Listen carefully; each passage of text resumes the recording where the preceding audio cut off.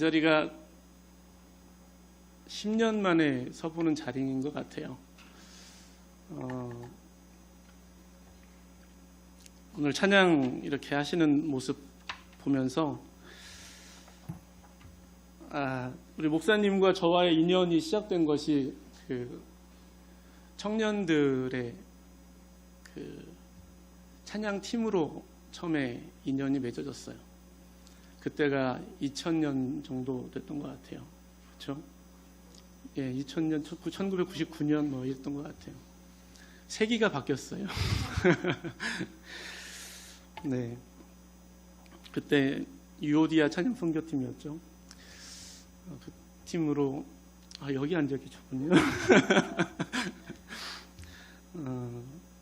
그 팀으로 해서 여러 교회를 다니면서 집회하고 뭐 그랬던 시간들이 주마등처럼 이렇게 스쳐가는 것 같아요. 그때 한별이가 없었어요. 그리고 정말 그런 인연들이 우리 목사님과 우리 강북제자교회와 한 13년 정도 이어졌던 것 같아요. 그래서 2001년부터 제가 교회 사역을 부교육자로 시작을 해서 2013년 12월 말까지 마지막 주까지 사역을 하고 그리고 이제 제가 이제 사임을 하고 떠나서 저희 장모님 교회로 갔죠. 그래서 장모님 하시던 교회에 맡아서 사역을 했었는데 그렇게 된 시간이 어느덧 이제 한 23년, 4년 이렇게 흘러가는 것 같습니다. 우리 한성권 성도님도 오랜만에 뵙고요. 네, 정말 반가운 얼굴들이 또 이렇게 많이 있어서 좋은 것 같습니다.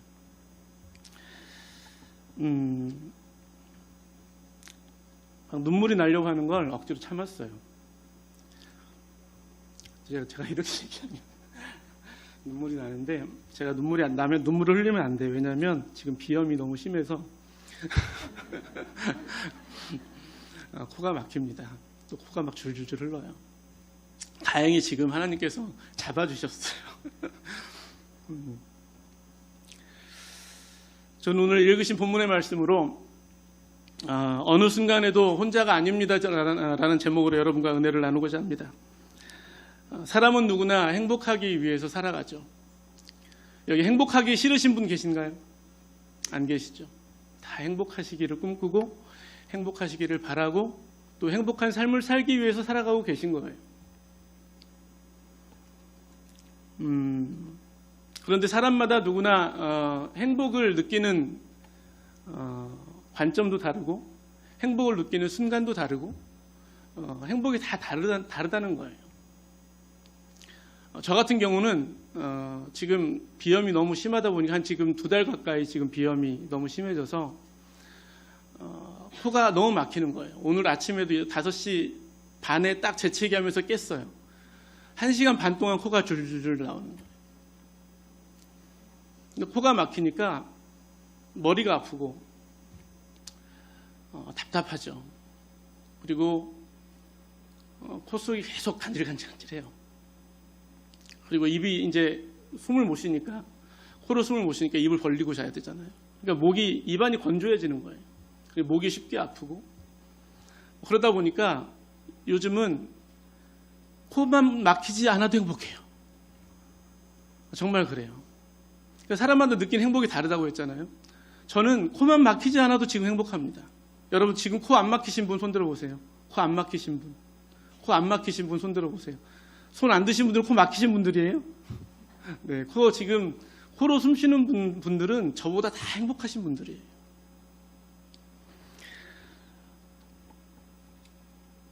여러분 원하던 직장에 취직하면 또 행복하죠. 또 바라던 학교에 합격하면 또 행복합니다. 승진하면 행복하고 보너스 받으면 행복하고 또 여러 가지 누구한테 사랑을 받는 느낌을 받으면 행복하고 또 내가 원하던 상대와 사랑을 하게 되면 무엇보다 또 행복하겠죠. 그렇게 우리는 행복을 추구하면서 살아가고 또 행복하기를 바라면서 살아갑니다. 하지만 이러한 행복에는 몇 가지 공통점이 있어요. 어떤 공통점이 있냐면 첫 번째는 영원하지 않다는 거예요. 이 행복이 영원하지 않다는 거예요. 두 번째는 혼자서는 이 행복을 느낄 수가 없다는 거예요. 혼자서는. 혼자 회사에 취직하고 혼자 회사에서 승진하나요? 안 그러죠. 세 번째는 행복한 시간이 있었으면 고통의 시간도 온다는 거죠. 오랜만에 제가 이제 교회에 왔기 때문에 제 얘기를 좀 많이 할 것 같은데요. 여러분 갖고 싶은 핸드폰이나 노트북 같은 걸 부모님이나 누가 선물해 주면 좋아요, 안 좋아요? 좋죠. 그 새 기계 냄새, 막 그거 맡아도 좋잖아요. 그죠? 막 오픈하면서부터 좋잖아요. 그죠? 그런데 그 행복감이 얼마나 가시던가요? 그 행복감이 얼마나 가던가요, 여러분? 저희 어머님이 이제는 이제 팔순이 지나셨죠. 그리고 이제 38년생이시니까 이제 86세 되셨어요. 이제는 치매도 이제 있으시고, 좀 전에 보고 갔던 형님도 기억을 잘 못하세요. 그 정도로 많이 안 좋아지셨는데, 그 어머님이 처음 집을 장만하신 게 저 중3 때인가? 뭐 그랬던 것 같아요. 그 미아 삼거리역에서 번동으로 넘어가는 그 고개에 있는 그 빌라, 그 조그마한 빌라 반지하를 장만하셨어요. 좋으셨을까요? 안 좋으셨을까요? 좋았죠. 그동안은 새들어 살다가 자기 집을 장만했으니까 얼마나 좋으셨겠어요? 하루가 멀다 하고 쓸고 닦고 막 광내고 막 이래요. 얼마나 하셨을까요? 한 달 정도 하시고 나서부터는 잘 안 하시더라고요. 그러니까 그 집을 장만한 기쁨도 한 달 이상 못 간다는 거예요. 그러니까 이제 그 반지하니까 습기가 찰 거 아니에요. 또 도로변이니까 먼지가 많아요. 또 소음도 심해요. 집이 좁으니까 이제 뭐가 나오겠어요? 이제 벌레가 나오는 게 아니라 네, 불평이 나와요. 불평이. 여전하십니다. 웃으시는 분들은 아실 거예요. 네, 불평이 나오는 거예요.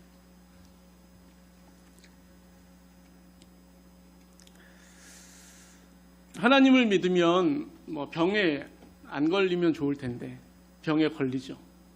그렇죠? 늙지 않으면 좋은데 늙어요. 제가 잘생겼었어요. 근데 이렇게 됐어요. 목사님 농담하지 마세요.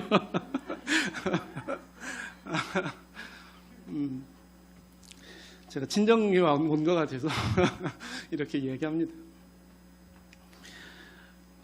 안 늙고 싶어요. 사람은 누구나. 근데 사고도 안 나고 싶어요. 그렇죠? 근데 사고도 나요.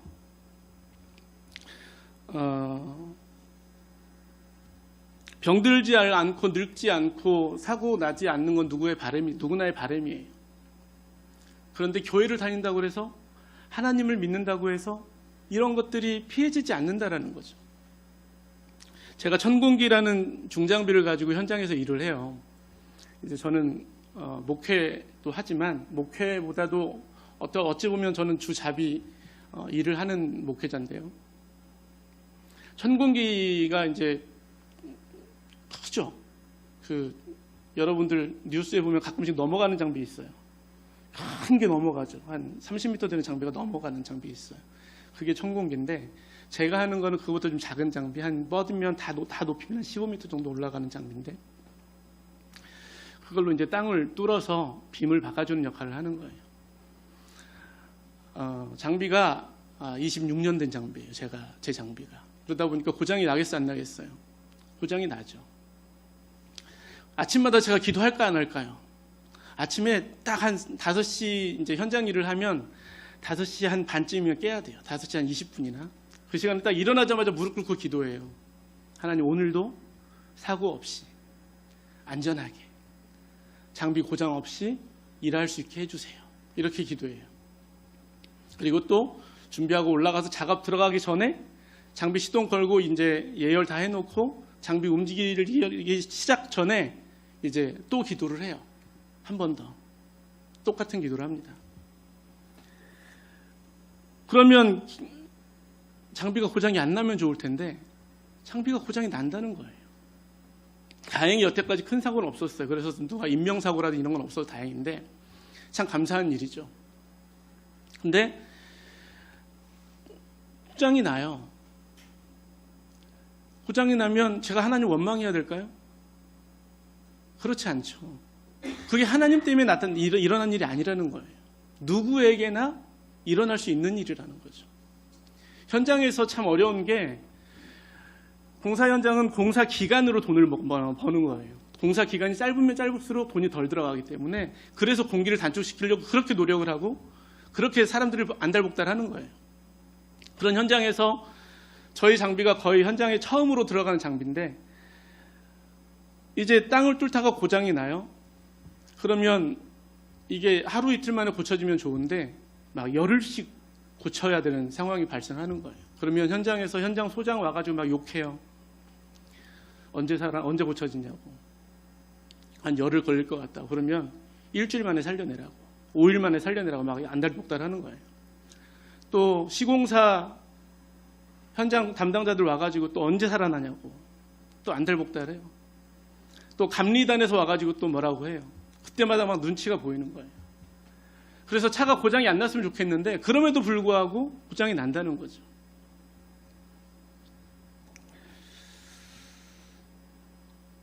참 그런 시간들이 있어지면 정말 몸둘 바를 모르게 미안해요. 현장에서.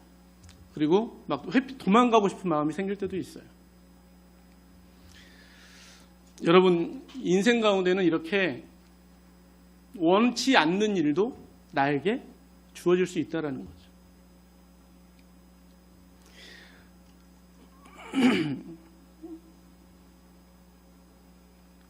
제가 기도하지 않은 건 아니잖아요. 그렇죠? 여러분 제가 이 얘기를 한다고 해서 여러분 기도하지 말아라 이 얘기가 아니에요. 기도하지 않아도 된다라는 얘기가 아니에요. 그것과는 또 다른 별개의 이야기입니다. 여러분도 지금까지 살아오시면서 힘들고 어렵고 고통스러운 시간들이 있으셨을 거예요. 그리고 오늘 교회 보니까 젊은 친구들이 많아요. 참 교회가 그래서 정말 활력이 있고 앞으로 주님께서 크게 쓰실 교회가 아닌가 그렇게 생각을 합니다. 여러분 그렇게 될 줄 믿습니다. 네.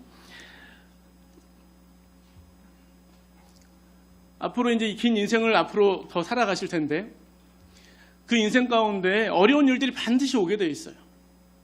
반드시 오게 돼 있어요. 저희 이야기를 오늘 좀 하게 된다고 말씀드렸는데 제가 이제 우리 교회를 떠나서 장모님 하시던 교회 인천에 있는 평화교회를 제가 이제 가서 목회를 해요. 한 성도가 10명 남짓 뭐 그 정도. 그러다 보니까 생활이 안 되는 거예요. 그래서 이제 회사에 취직을 해서 이제 일도 하면서 목회도 하는. 그리고 이제 그렇게 해서 6개월이 지났는데 회사에서 건강검진을 받으라고 해요. 그래서 건강검진을 받았어요. 받았는데 받고 나서 뭐 그동안 초음파를 받아본 적이 없기 때문에 뭐 초음파를 안 받아도 되겠다고 생각을 하고 있었는데 초음파를 받아보라고 하는 거예요. 그래서 초음파 검사를 한번 받아봤어요. 목도 그때 좀 목이 좀 안 좋고 해서 초음파를 받아봤는데 목에서 1.4cm짜리 혹이 발견된 거예요. 그래서 뭐 있어봐야 갑상선 암이겠거니. 그리고 그때만 해도 지금도 마찬가지겠죠. 갑상선 암은 사람들이 안 무서워해요. 그렇게 안 무서워, 심각하게 생각을 하지 않아요. 무슨 위암이나 폐암이나 이런 것처럼 생각을 하지 않아요.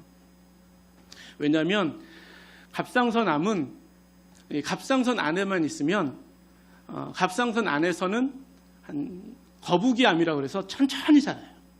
한 10년, 20년 천천히 자라요. 근데 갑상선 밖으로 벗어나면 이게 속도가 빨라져요. 그래서 검사를 했는데 이미 사기였어요.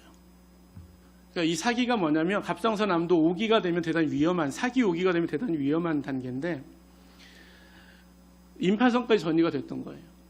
임파선까지 전이가 돼서 속히 수술해야 될 것 같다. 그래서 날짜를 잡고 이제 그 이듬해 2월 달에 12월 달에 이제 최종적으로 암 진단을 받고 2월 달에 이제 수술을 했어요. 수술이 잘 됐어요. 그때 걷어낸 암세포가 암 조직이 4개였어요. 그래서 4개를 떼내고 그러고 나서 이제 수술 잘 됐다고 하고 이제 의사 선생님이 뭐 살아가시면서 불편하신 상황이 있으면 병원 다시 오시고 그다음에 매년 한두 번씩은 추적 검사를 해야 된다고 하더라고요. 그래서 추적 관리를 하는데 1년쯤 지났을까요? 다시 검사를 하는데 암이 또 발견된 거예요. 아무리 갑상선 암이라고 해도 여러분 제 마음이 어땠을까요? 암물 수술을 2번 한다는 게 쉬운 일이 아니에요. 그때는 2번째 그 얘기를 들었을 때는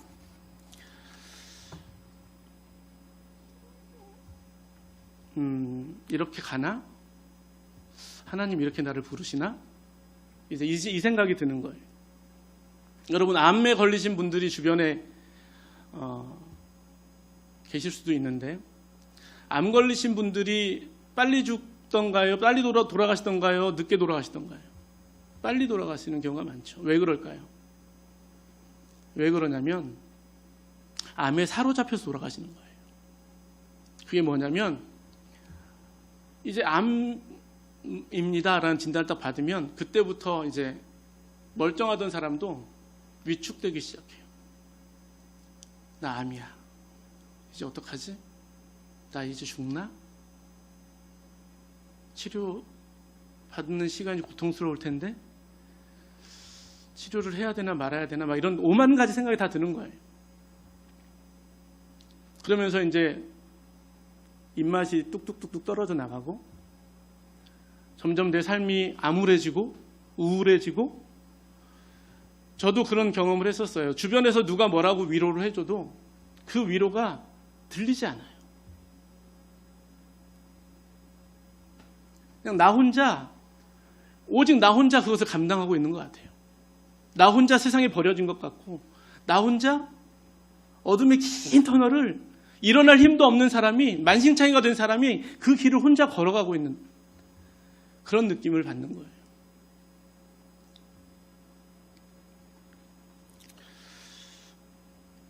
제가 이제 희운을 갓 넘겼기 때문에 저보다도 긴 인생을 사신 분들은 더 많은 제가 느꼈던 시간들을 느끼시는 분들이 많을 거예요. 다행히 저희 집은 한 가지 장점이 있어요. 어떤 문제가 올 것 같다, 낌새가 보이잖아요. 그리고 어떤 문제가 발생하잖아요. 그러면 저희 가정에서 하는 게 있어요. 뭐냐면 가정예배예요. 저희는 어떤 문제가 발생할 것 같다, 어떤 문제가 발생한다 그러면 저희는 가정예배 드립니다. 그게 10일이 됐든 한 달이 됐든 예배를 드리는 거예요. 그러면 하나님께서 희한하게도 그 문제를 지금까지 다 해결해 주셨어요. 할렐루야.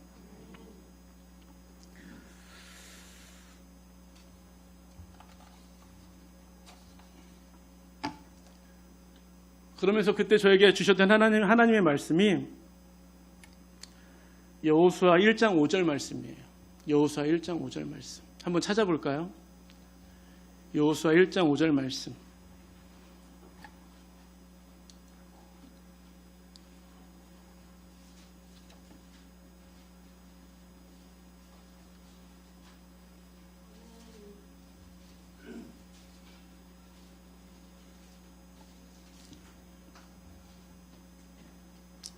다 찾으셨나요?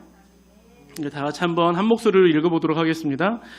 내가 모세와 함께 있었던 것 같이 너와 함께 있을 것임이라. 내가 너를 떠나지 아니하며 버리지 아니하리라. 할렐루야. 내가 모세와 함께 있었던 것 같이 내가 너와 함께 있을 것이라. 할렐루야. 이 말씀이 저에게 얼마나 큰 힘이 됐는지 알 수가 없습니다. 표현할 수가 없습니다. 여러분, 성경 말씀에는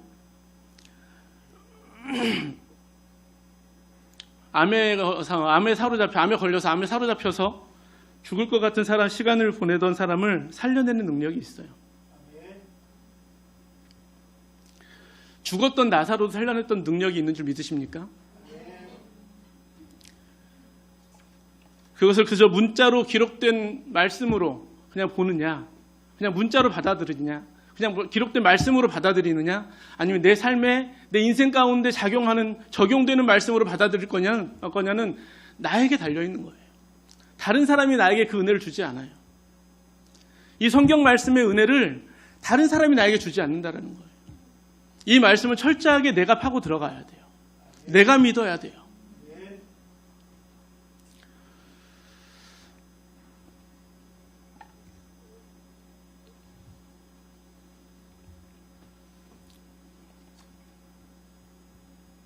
누구나 행복한 인생을 살기를 원합니다. 저야 오늘 왔다 가면 또 언제 여러분을 볼지 모르지만 여기 계신 이동성 목사님 그리고 사모님, 그런 분들이야말로 여러분들이 정말 행복하기를 바라시고 기도하시는 분들이에요. 저도 여러분이 그렇게 되기를 소망합니다. 하지만 인생에는 행복한 시간만 있지 않다는 것입니다. 위기가 오고 배신도 당할 수 있고 승진을 못할 수도 있고 합격을 못해 좌절할 수도 있고 사랑하는 사람이 떠나갈 수도 있어요. 그래서 지치고 힘들고 한 발짝도 걸을 수 없는 칠흑 같은 어둠의 긴 터널을 혼자서 지나야 하는 상황에서 혼자 남겨진 때가 온다라는 거죠. 그럴 때 여러분, 약속의 주님을 붙잡으시기 바랍니다. 약속의 주님을 붙잡으시기 바랍니다. 오늘 본문 말씀은 예수님이 이제 곧 자신에게 일어날 일을 제자들에게 말하시는 장면이에요. 너희가 다 각각 제 곳으로 흩어지고 나를 어떻게 하신다고요? 혼자 둘 때가 오나니 벌써 왔도다. 예수님도 혼자 남게 되는 때가 왔어요. 그럴 때 여러분은 어떻게 하시겠습니까? 이제부터가 이제 오늘 설교 본문 핵심이에요. 이제부터가 중요합니다. 그러나 뭐라고요? 그러나 내가 혼자 있는 것이 아니요. 할렐루야! 할렐루야! 여러분 한번 상상해 보세요. 자신은 예수님을 절대 버리지 않겠다고 했던 누구? 베드로. 예수님을 3번 부인하고 떠났어요. 제자들 다 도망갔어요. 예수님 혼자 남으셨습니다. 그리고 로마 병정의 험한 채찍에 몸이 찢어졌어요. 그 찢어진 몸으로 무거운 십자가를 혼자 지고 가실 때 그 육신으로 오신 예수님이 얼마나 고통스러우게 오셨겠어요. 얼마나 외로우셨겠어요. 얼마나 힘드셨겠어요. 여러분, 그 십자가를 지고 골고다 언덕을 올라가야 하는 그 발걸음이 얼마나 고단했겠습니까? 저 같았으면 아마 죽었을 것 같아요. 이미 죽었을 것 같아요. 외로움에 치를 떨다가 그냥 십자가를 지기는커녕 죽었을 것 같습니다. 그런데 그 이후의 문장이 중요해요. 뭐라고 말씀하십니까? 하나님이, 아버지가 나와 어떻게 하셨다? 함께 하셨다.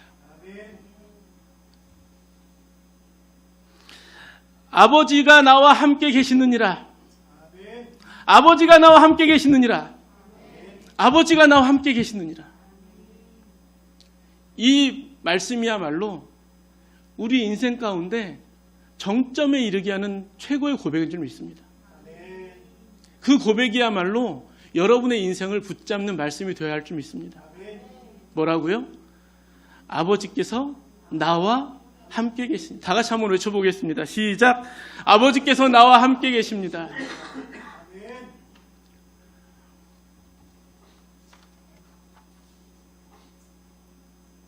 그리고 예수님께서 계속해서 말씀하십니다. 이것을 너에게 이르는 것은 너희로 내 안에서 평안을 누리게 하기 위함이라. 평안을 누리게 하기 위함이라. 저기 앉아있는 저희 큰아들이 있어요. 제가 한번 간증, 우리 교회, 여기 교회에 있을 때 한번 했던 내용인데, 여러분 세상이 줄 수 없는 평안을 경험해 보셨나요? 세상이 줄 수 없는 평안을 경험해 보신 분?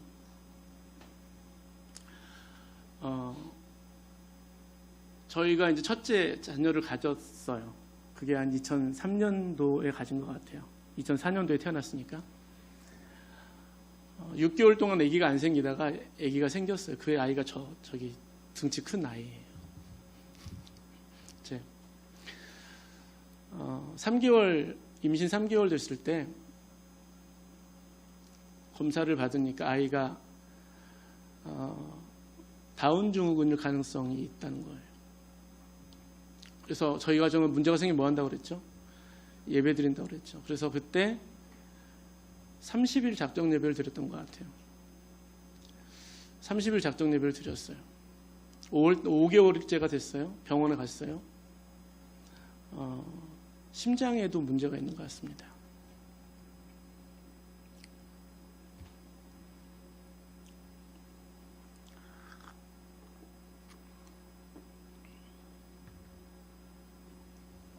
큰 병원으로 가셔야 됩니다. 그래서 병원으로 옮겼어요. 그때 삼성제일병원인가로 옮겼을 거예요. 7개월이 됐어요. 5개월째 됐을 때 뇌에 문제가 있는 것 같습니다. 7개월 됐어요. 그때 또 40일 작정 예배를 또 드렸던 것 같아요. 40일 작정 예배. 7개월이 됐어요. 심장에 이번에 문제가 있는 것 같습니다. 그러니까 계속해서 아이의 생명을 위협하는 일들이 계속해서 나타나는 거예요. 30일 예배 드렸는데 해결이 안 돼요. 40일 예배 드렸는데 해결이 안 돼요. 또 30일 예배를 또 드렸어요.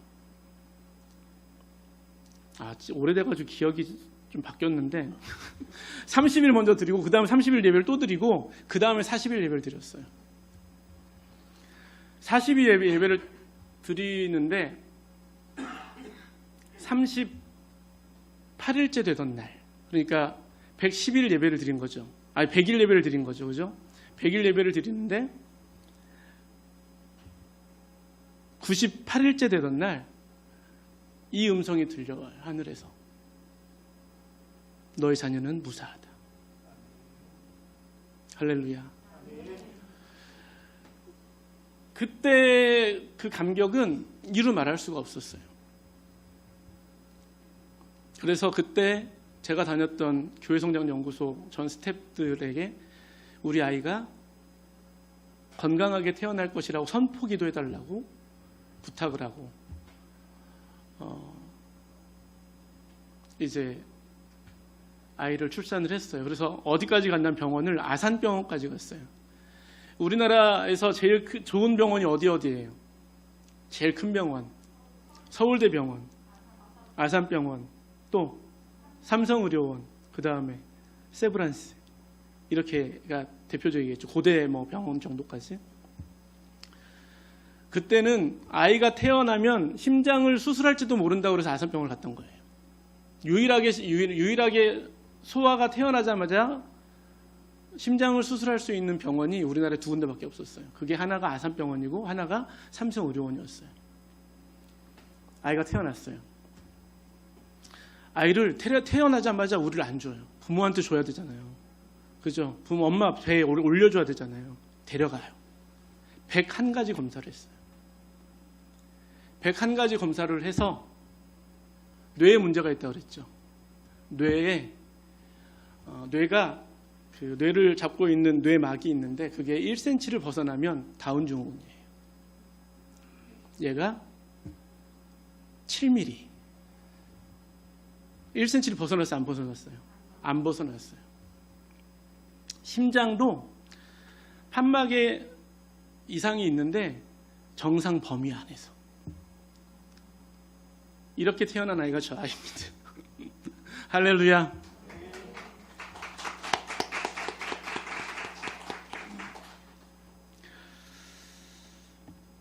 이런 일이 없었으면 좋았을 텐데 하나님께서는 있게 하신다는 거예요. 그 의미가 뭘까요? 하나님은 여러분이 누구를 붙잡길 원하세요? 하나님 아버지를 붙잡기 원하신다는 거예요. 하나님 아버지를 붙잡기를 원하시고, 하나님 붙잡으시면 하나님께서 어떻게 하신다고요? 하나님께서 여러분과 함께 하신다는 것을 보여주시기 위해서 그렇게 하신다는 겁니다. 여러분, 긴 인생길을 사시다 보면 힘들고 어려운 일이 다가옵니다. 내가 원하지 않는 일을 당할 때가 다가옵니다. 내가 원치 않는 일들이 닥칠 때가 와요. 사고가 날 수도 있어요. 다칠 수도 있어요. 사랑하는 사람이 떠나버릴 수도 있어요. 성진들 그렇게 바라고 준비했는데 낙방할 수 있어요. 나 혼자 세상에 버려진 것 같은 그때가 여러분 앞에 주어집니다. 그때 여러분 하나님 붙잡으시기 바랍니다. 하나님만이 여러분의 문제를 해결하실 수 있는 분이십니다.